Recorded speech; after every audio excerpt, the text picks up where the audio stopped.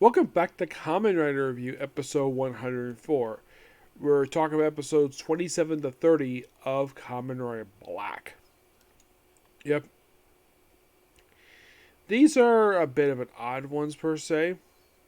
27 is big. Is a big episode where the plan is basically try to take away people's resources for this one town and taking out a freaking dam while they're at it too, which is the second time they talk about the dam in this series. This is mostly to do with electricity, and also apparently the cocoons are preventing Black from transforming. Yeah, I thought that was kind of an interesting idea, and it was a really good episode. A lot of good stakes with it, even though it's all focused in one town, and plus all saving the little boy, and it's an excellent episode. Yep. In the case of 28, this one mostly put is this is a very stupid episode. Everybody in town except for this one kid is being mesmerized by these beetles and think, oh yeah, make an investment on these things, possibly get rich. Everybody in town is obsessed with these damn beetles except for one kid. And of course, Black tries best they can to get rid of these damn things, but no, people are very stubborn. Eventually have to defeat this monster. And yeah, it's a bit of a pointless episode. Doesn't really resolve anything at all. Well, the only thing interesting about this episode is the fact that Byoga, he gets suffered his first major defeat. He nearly gets killed in this episode. And then in 29, mostly put, it's let's basically do a few different plots. Let's try 3 different storylines in the same episode. So the main plot is that we have the Armadillo Mutants, where he takes out 4 people who are going to be the Japanese astronauts going to NASA, going to space. And their plan is to have fakes sabotage the spaceship after it launches and ram the spaceship into the control center. Despite the fact that Mission Control is not in Florida, the people in this episode apparently either that this I think is a little weird. Here's the thing. They think that the Mission Control is the same place where they launch the space shuttles. No, that's not the case. It has never been the case. That is a different state. That's in Texas. NASA is based in Florida. I don't know. I think the writers of this episode thought that Mission Control was in Florida, even though that's actually in Texas, at the Johnson Space Center. Yes, and the reason why that's like that, politics. Yes, that's the only reason why that the Mission Control is a different state.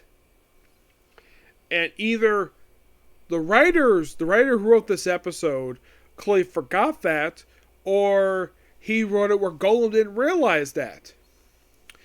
And then, of course, basically, there's one of the astronauts is an old friend of Kisame. So they take her captive because the whole thing with a baseball and when it gets damaged.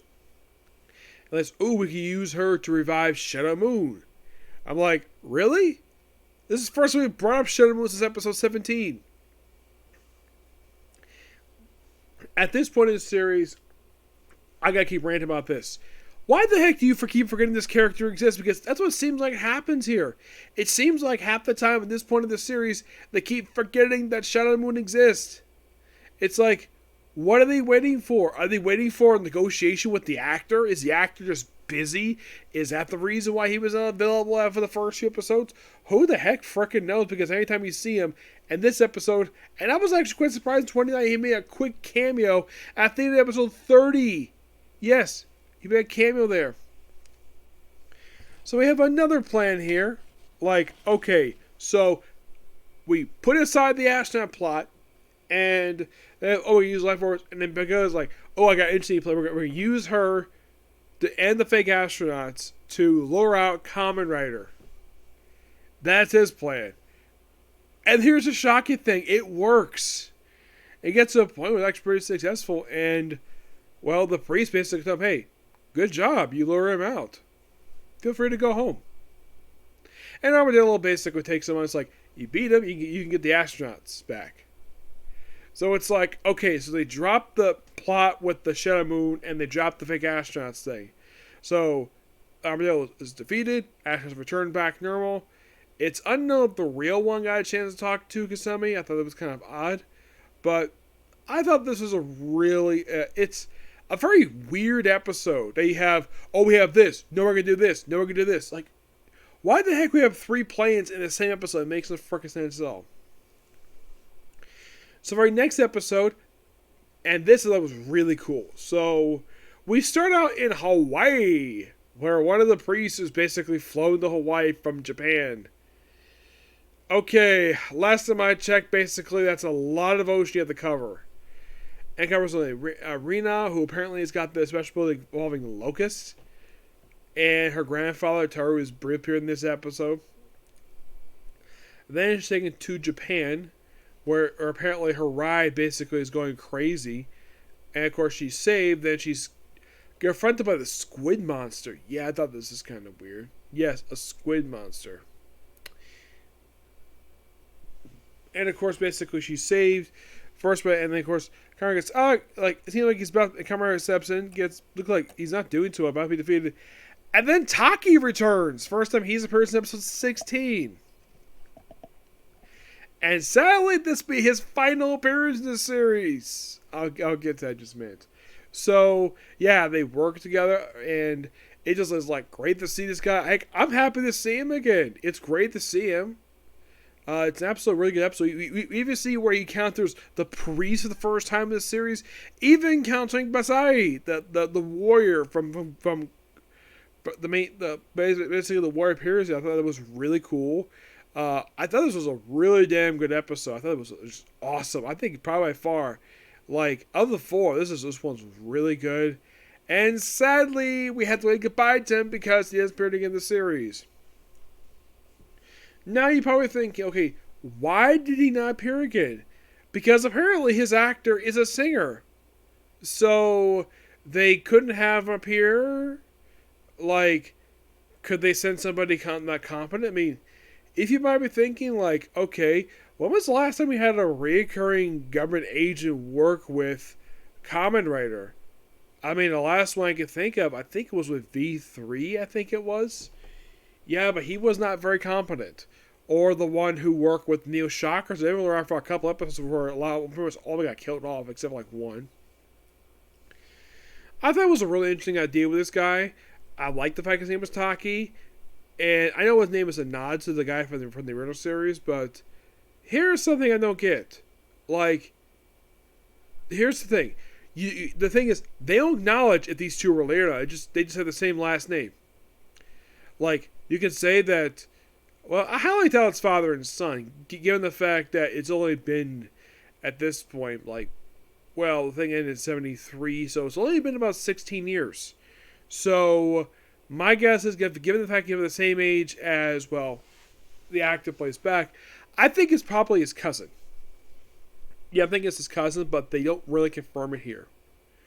And it's sad that he doesn't appear again after this.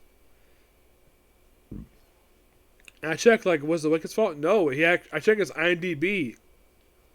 He does not return after this. All because he's busy with his career as a singer. And it seems like, when I look at him, he seems like a woman. Yes, seriously. No, it's not just long hair, it's just how his face is. It's like, it looks like a very feminine face. Like, people can easily mistake this guy for a woman. Yeah. At least an older woman, that is. Yep. Really, I would say of the 4 episodes, 28 is just so bad. It's like the Beetle thing, I didn't really care for that. 29, I consider that to be just above it, because it is a better episode. The only problem is we have like 3 different ideas for this episode. I would say the best 2 episodes are 27 and 30. These 2 are the best episodes. I love these 2. Okay, so that's going to be pretty much it for this particular review. And as of right now, I am on break from Kamen Rider Black. I'm going to do a couple things. Now, this other series, basically, first one I'm going to do is going to be Jujutsu Kaisen. There have been a total of 5 episodes released dubbed so far for that one, so I'll go ahead and watch those. And I'm also going to try to get done the Jujutsu Kaisen Zero movie. I'm probably going to work on that after I work on the 5 episodes. Plus, I'm going to hopefully get a chance to do this time, because last time, because like I had to do 24 straight episodes of One Piece, so this time I should be able to get this done. I'm going to be working on Devil as a Part-Timer. Well, the opening season of the show. I'm not doing season 2, just the first season. And then after that, after the first season is completed, then I'll head back to Kamen Rider Black to finish the remaining 21 episodes of the series. Yep. And then afterwards, I will do the sequel series, RX. Yep. But tomorrow, expect to see reviews for Jujutsu Kaisen and maybe a comic corner or two. Okay, next video. Bye.